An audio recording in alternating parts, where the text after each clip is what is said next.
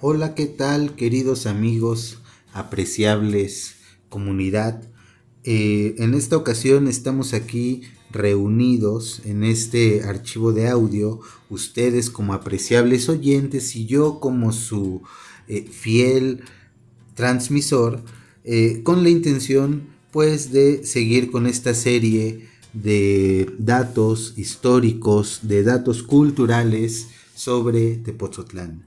En esta ocasión vamos al capítulo 2, es decir, vamos a dar inicio al capítulo 2 de nuestra serie.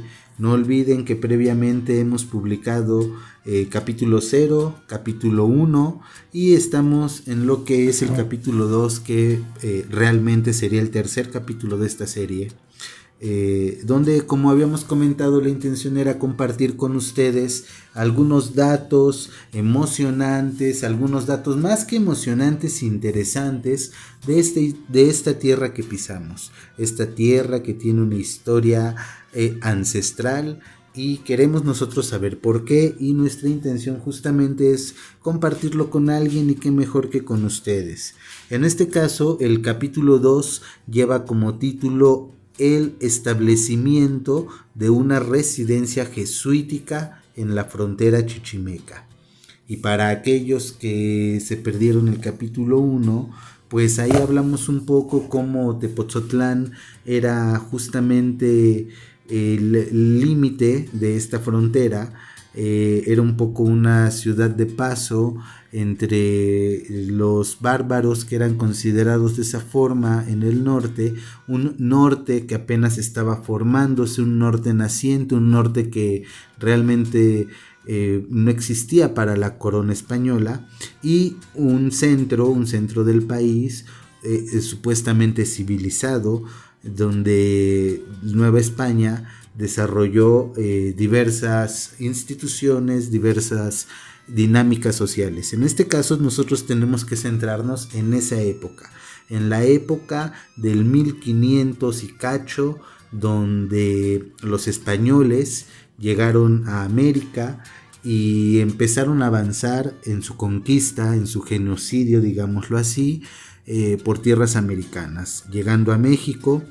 Y en esa época nosotros tenemos que tener en claro que el colegio de México, el colegio que fue fundado por las órdenes religiosas en la Ciudad de México, dice el autor, era el centro de las actividades más importantes de la Nueva España.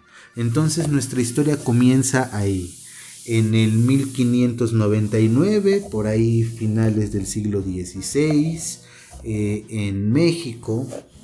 El Colegio de México era el centro de las actividades más importantes de la Nueva España y el centro de establecimiento de los jesuitas. Ahora,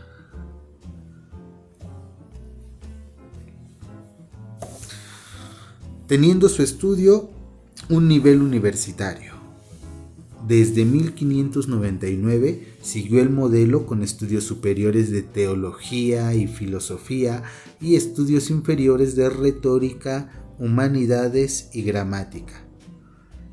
El primer año del colegio salieron 20 estudiantes, siendo 6 los que se recibieron en la compañía. Me pregunto quién habrán sido esos 20 estudiantes que salieron. Imagínense ser ese grupo tan distinguido, los primeros universitarios graduados en lo que empezaba a constituirse como México, que empezó, claro, es una mezcla de los españoles y nuestras culturas originarias. En este caso, en ese año del colegio salieron los primeros 20 estudiantes. Ahora, a la apertura del Colegio de México le siguieron los colegios de Pátzcuaro, de Oaxaca, de Puebla, de Veracruz y de nada más y nada menos que Tepozotlán en 1581. y el Colegio de San Gregorio en la Ciudad de México en 1586. Fíjense, el Colegio de Tepotzotlán es aún más viejo que el de San Gregorio. Para aquellos que no ubican el Colegio de San Gregorio, lo pueden encontrar ahí cerca de Tlatelolco, y ese fue abierto en 1586, 5 años después que el de Tepotzotlán. Todos ellos parte del Colegio de México. Bueno, en el Colegio de San Gregorio, este se creó cuando se trasladó el noviciado a Tepotzotlán y fue pensado en un principio para albergar a alumnos pobres, aunque posteriormente albergara a los hijos de caciques indios, mexicanos y otomís. De hecho, San Gregorio y Tepotzotlán fueron los únicos colegios jesuitas para nobleza indígena en el siglo XVI, y no fue sino hasta el siglo XVIII que se abrió otro en Puebla, el Colegio de San Francisco Javier. A ellos sirvió como base precedente jesuita el Colegio de La Habana, que buscaba educar a la juventud india y que iba a servir como base para la misión de Florida, la cual terminó fracasando.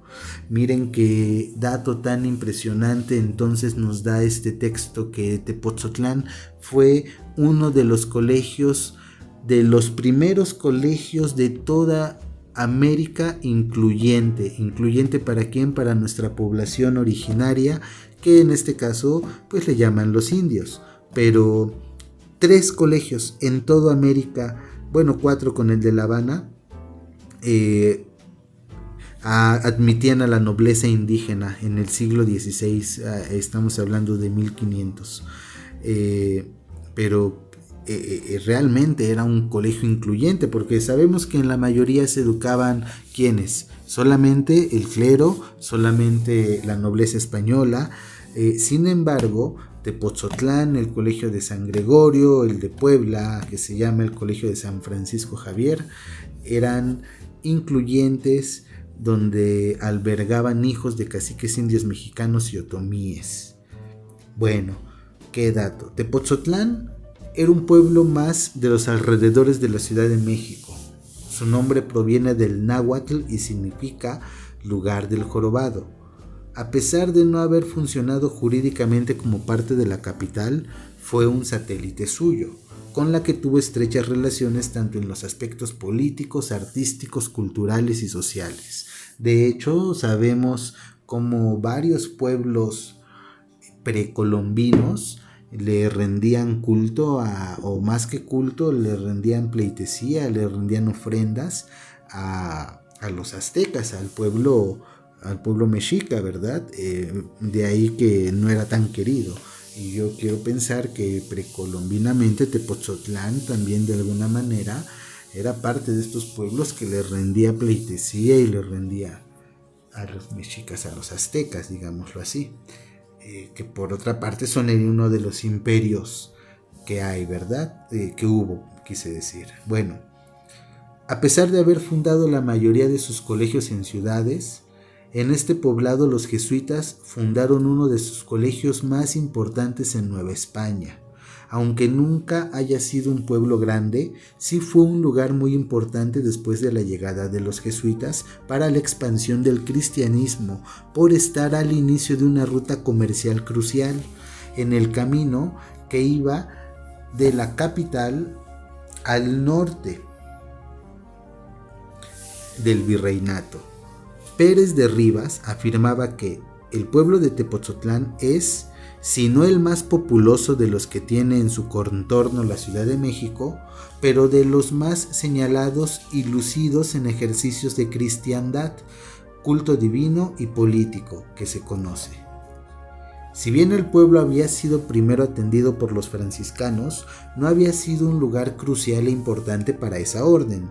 Fue hasta la llegada de los jesuitas que se construyó ahí un centro religioso importante, aprovechando la ventaja de su ubicación geográfica, convirtiéndose en el punto de partida para las misiones jesuitas del norte de la Nueva España.